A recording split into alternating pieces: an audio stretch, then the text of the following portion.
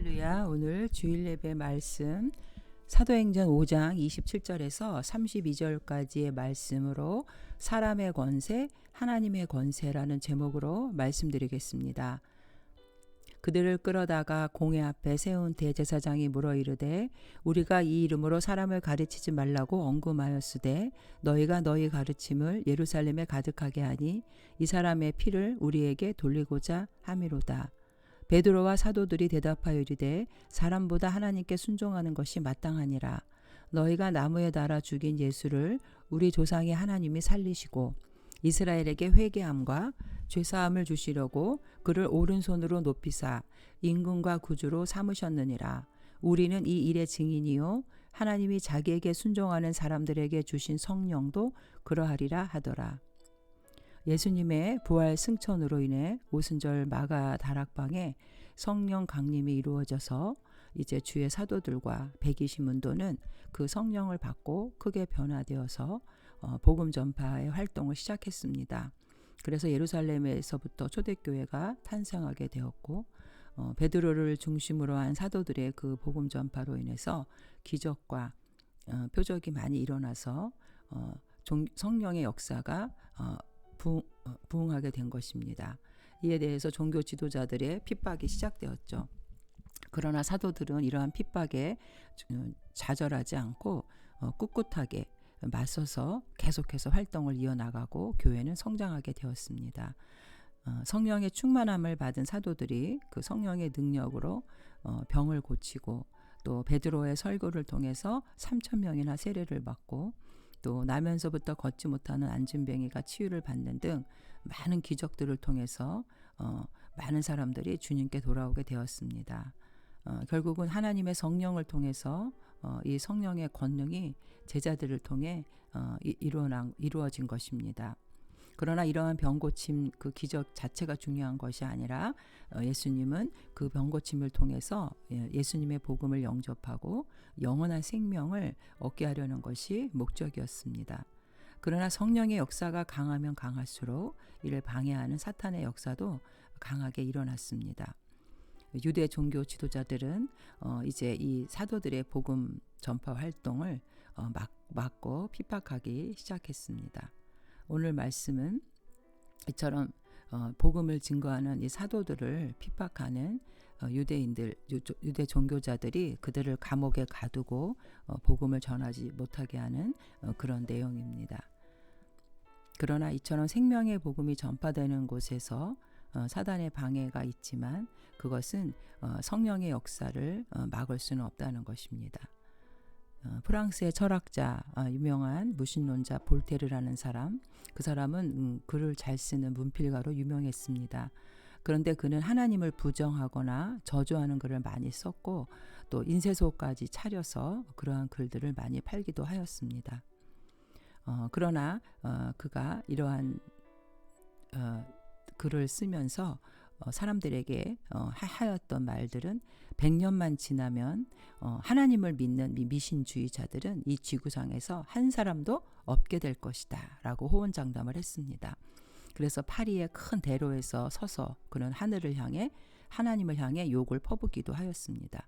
그러나 결국 그도 지병으로 인해서 죽음을 맞이하게 되었고 죽음을 선고하는 의사 앞에서 그는 비명을 지르고 나는 지옥으로 떨어져 가는구나 라고 죽음을 맞이할 수밖에 없었습니다.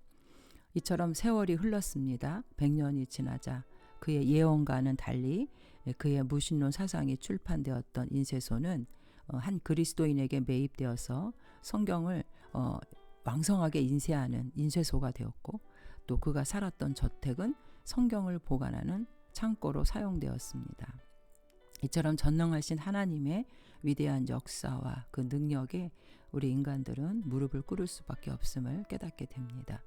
오늘 본문 초대교회 사도들의 복음 전파와 또 그에 따른 희생과 박해에 관한 말씀을 통해서 우리는 어떤 교훈을 받아야 될까요? 첫 번째, 사람의 권세는 잘못 사용될 때 인간을 멸망시키는 사단의 그 계략의 도구로 전락된다는 것입니다. 본문에서 바리새인과 사두개인들은 그들의 그 시기심으로 인해서 복음 전파를 방해하고 핍박합니다.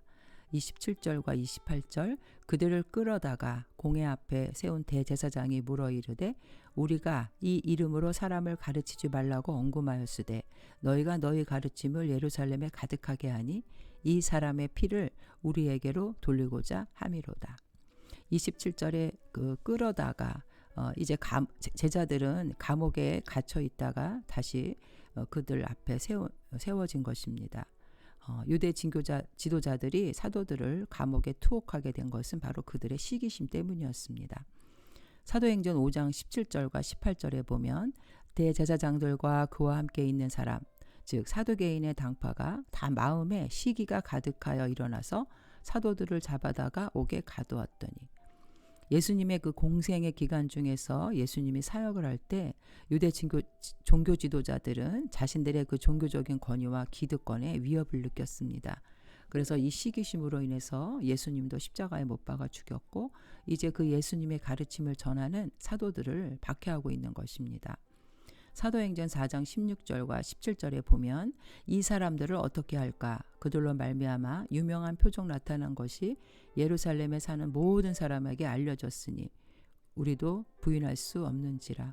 이것이 민간에 퍼지지 못하게 그들을 위협하여 이후에는 이 이름으로 아무에게도 말하지 말게 하자 하고, 이 유대 종교 지도자들은 예수의 가르침을 전하는 사도들의 복음 전파 활동을 막고 방해하기 위해서 이들을 감옥에 가두었고 또 사내들인 공회의 이름으로 말하지 말라고 언급한 것입니다.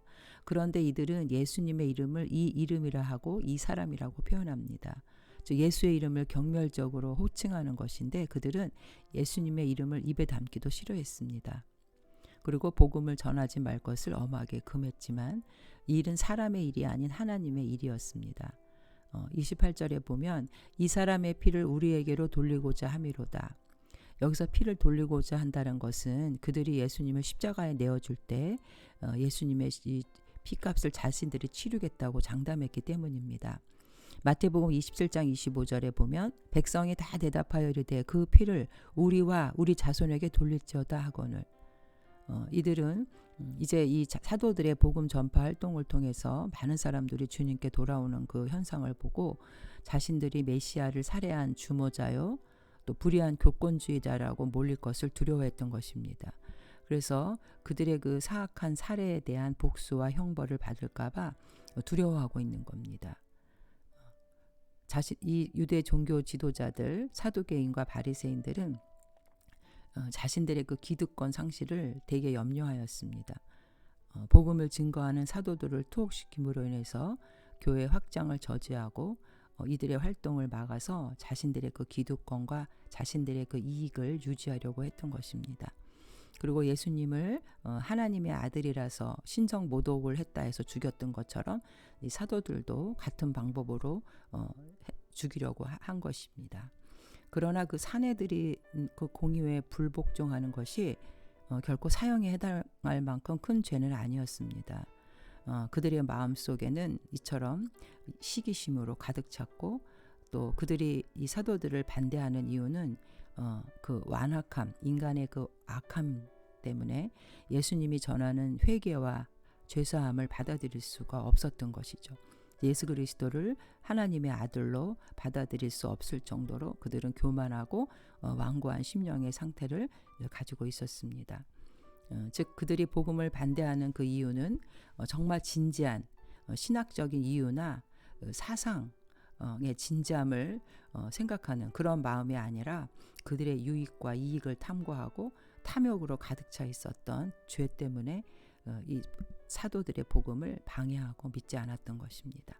결국 우리가 복음을 전할 때 복음을 거절하는 사람들의 그 속마음은 결국 진리인가 아닌가 보다는 자신들의 유익과 이익을 먼저 생각해서 거절하는 경우가 더 많습니다.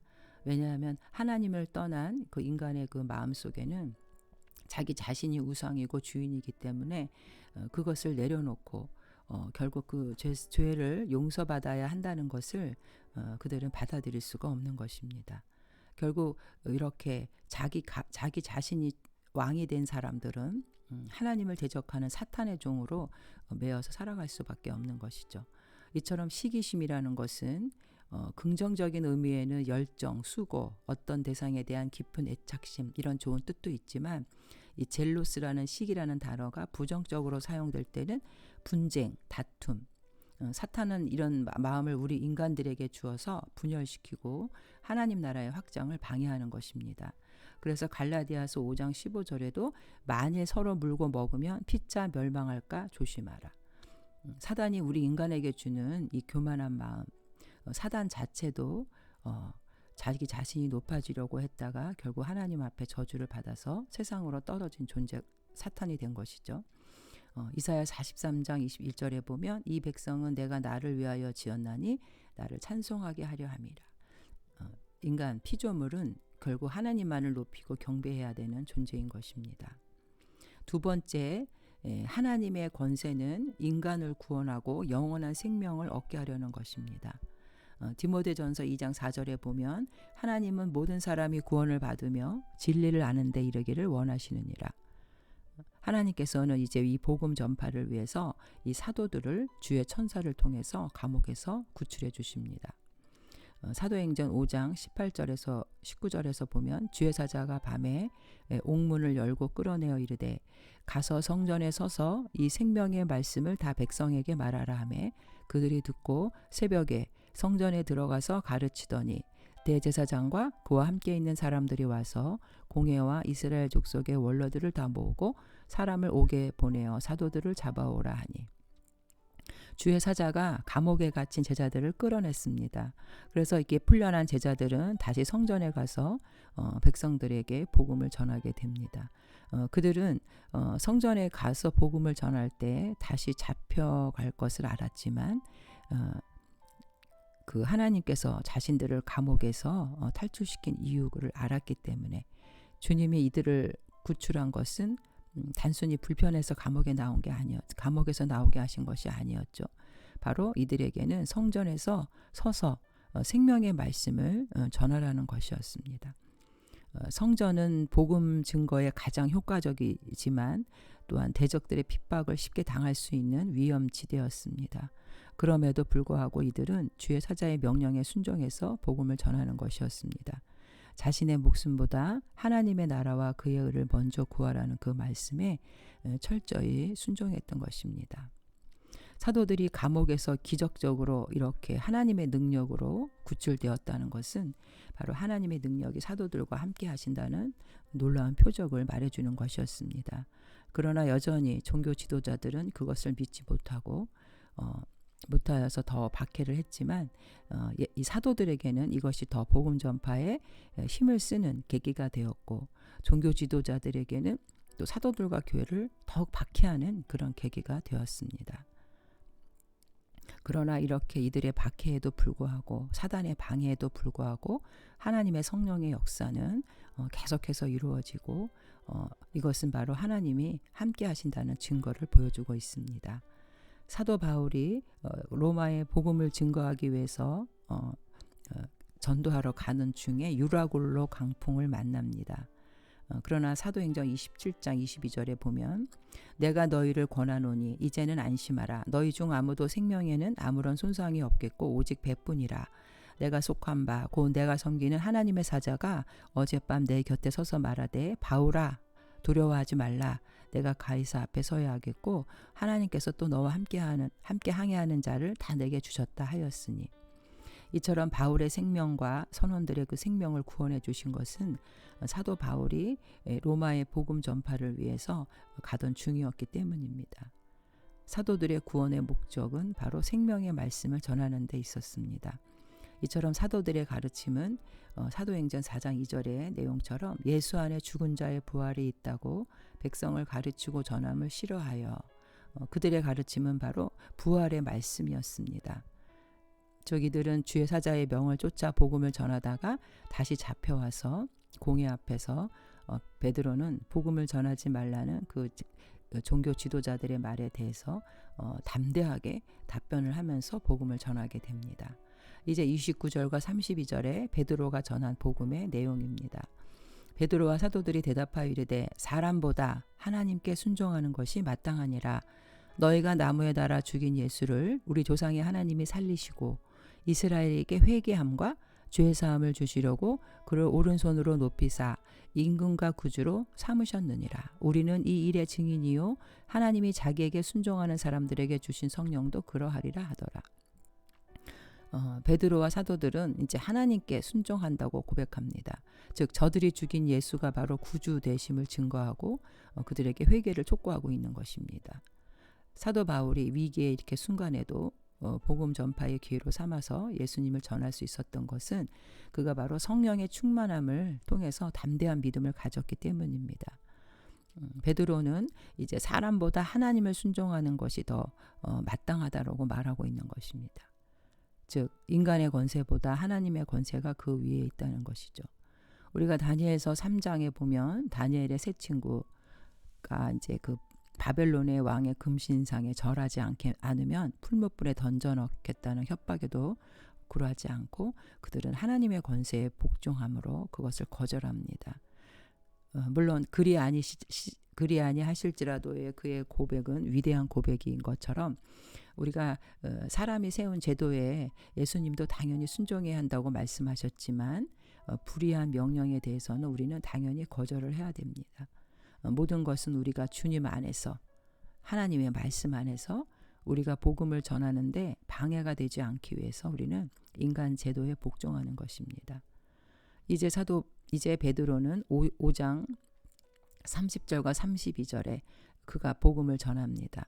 즉 하나님께서는 예수님의 그 십자가의 죽음이 결코 헛된 것이 아니라 구속의 완성이라는 것을 보여주기 위해 부활 승천하셨고 이제 그것을 사도들에게도 증거하라고 말씀하셨다는 것입니다. 그래서 자신들은 이제 이 부활의 증인으로 이거를 전할 수밖에 없다라고 고백하고 있습니다.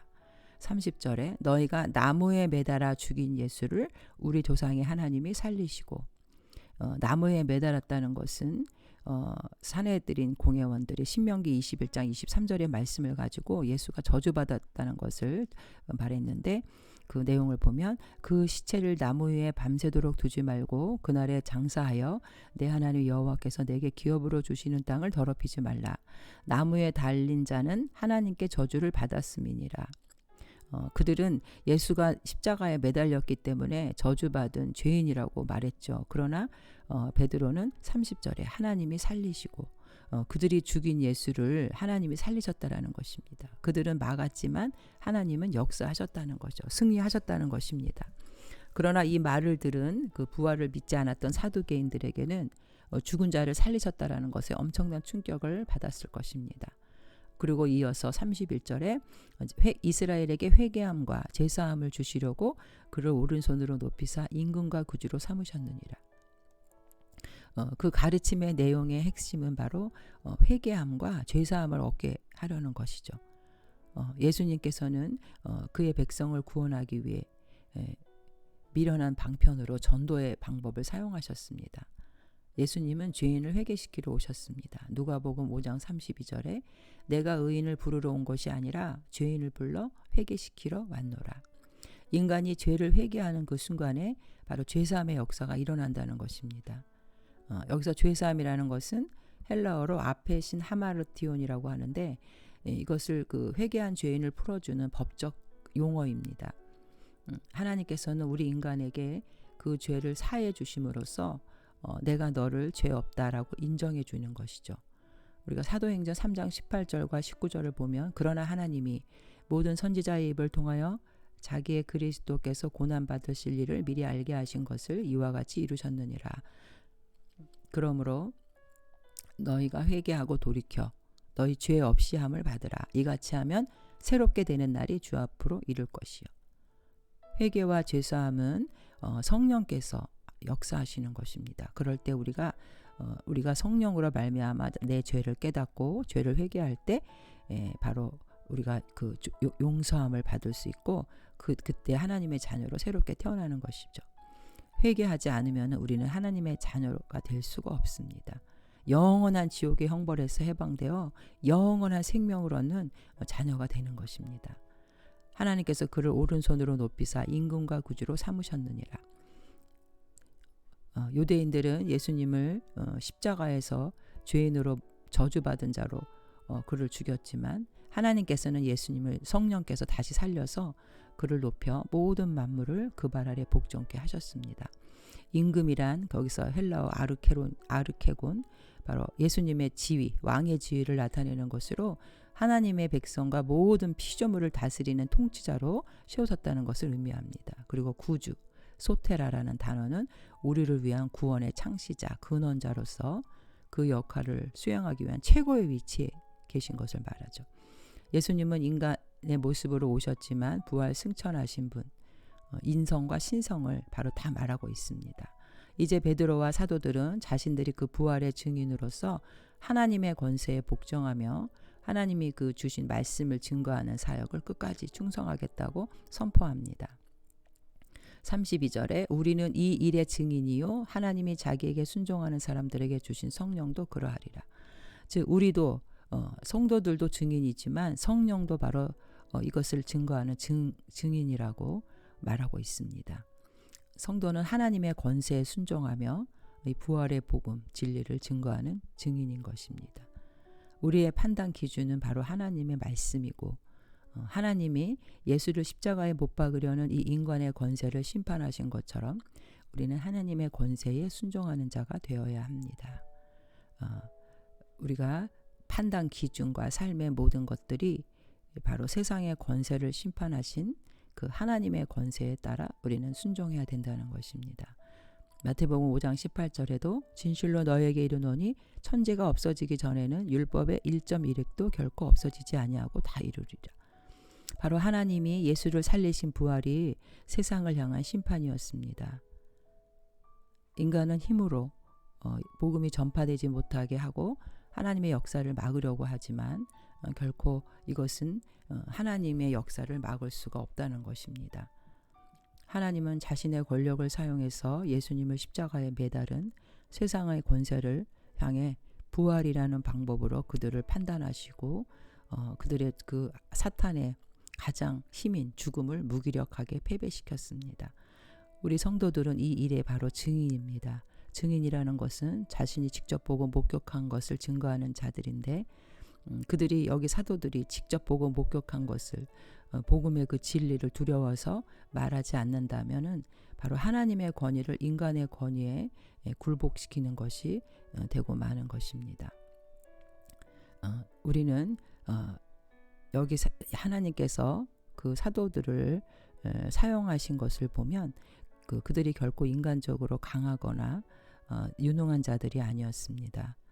그들의 대부분의 학력과 경력도 비천한 자들이었고 또 인격적인 면에서도 욕심도 있고 훌륭한 점, 본받을 점은 별로 없었습니다.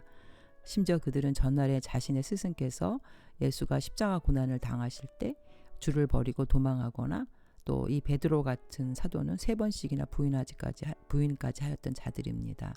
그러나 그들이 예수님의 부활을 통해서 용서를 받고 또 성령의 충만함을 받은 다음 그들은 바로 위대한 사랑과 능력의 종으로 변하였던 것입니다. 이것은 뭘 말하냐 하면 우리도 성령의 충만함을 입지 않고서는 하나님의 이 구원의 사역에 동참할 수 없다는 것이죠. 고린도전서 1장 27절에도 하나님께서 세상에 미련한 것들을 택하사 지혜 있는 자들을 부끄럽게 하려 하시고 세상의 약한 것들을 택하사 강한 것들을 부끄럽게 하려 하시며 우리는 약하다고 해서 주의 사역에 동참하지 못하는 그런 어리석은 자가 되어서는 안 됩니다. 바로 우리 안에 역사하시는 성령님의 능력을 나타내는 증인의 삶을 살아야 됩니다. 사도 바울은 고린도전서 9장 16절에도 내가 복음을 전할지라도 자랑할 것이 없으면 내가 부득불 할 일임이라. 만일 복음을 전하지 아니하면 내게 화가 있을지로다. 에스겔서에서도 보면은 파수꾼이 그 역할을 감당하지 못할 때 그가 지키고 있는 그 성의 백성들이 죽임을 당할 때 그 죄값을 그 책임을 그 파수꾼에게 묻는다고 하나님 말씀하셨습니다. 이제 구원받은 성도들은 이 영생의 말씀을 전할 책임이 있습니다. 우리가 나태할 때 그 책임을 우리에게 물으실 것입니다. 우리가 연약하지만 우리 안에 살아계신 성령님, 증인 되시는 성령님께서 함께 하실 때 우리는 그 사역을 온전히 감당할 수가 있습니다. 이 복음의 내용, 죄사함과 회개의 역사를 회개함으로 죄사함 받는 이 영생의 복음 핵심의 내용을 우리는 땅끝까지 증거하는 자들이 되어야겠습니다.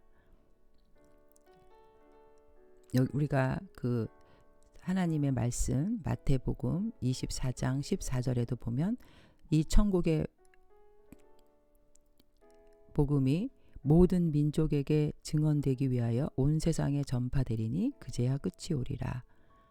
우리는 이 세상을 말씀으로 창조하시고 죄에 빠진 인간을 구원하기 위해서 오신 바로 이 예수님의 복음, 이거를 우리가 하나님의 말씀을 잘 증거하고 땅끝까지 복음이 전파되도록 부활의 증인으로 충성을 다하는 저와 여러분 되시기를 주님의 이름으로 축원드립니다. 아멘.